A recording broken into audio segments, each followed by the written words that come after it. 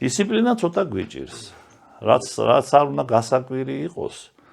დისციპლინა უჭირს ჩვენ ქალებს, ქართველ ქალებს. ძალიან. და რას გულისხმობთ? კურნალობის დისციპლინა. კურნალობის დისციპლინა.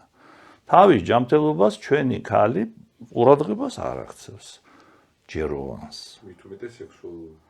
მით უმეტეს სექსუალურ ჯანმრთელობას. მამაკაცზე ამას ვერ ვიტყვი.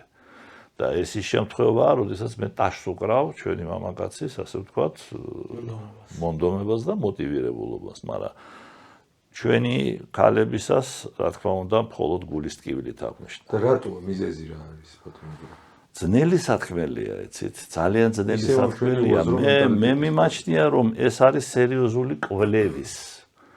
არა მარტო სამედიცინო ხასიათის და ეპიდემიოლოგიურის, არა მარტო სოციოლოგიური ხასიათის, არამედ მე ვფიქრობ, უფრო სოციოკულტურული ხასიათის კვლევის რა. ეს ჩვენ მენტალობაზე არის, ასე ვთქვათ, დამოკიდებული.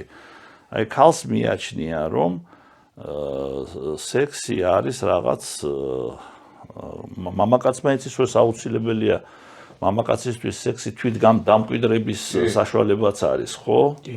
საკუთარ თავში დარწმუნებულობის საშუალება. ქალში ესე არ არის. ქალი უფრო რა არის, იცით, მოტივირებულია უფრო ოჯახზე და აი მთავარი ბავშვები და ქმარი და ოღონდ ის იყოს კარგად და აქედან გამომდინარე, ასე ვთქვათ, ორგაზმის სიმულირების, ასე ვთქვათ, მასობრივი გავრცელება. ეს თქვენ ქართულ ქალებს გულისხმობთ თუ ზოგადად ქალებზეა საუბარი? მე ქართულ ქალებს ვკურნალობ. უცხოეთშიც მიმუშავია, მაგრამ ისეთი პრაქტიკა იქ არ მქონია.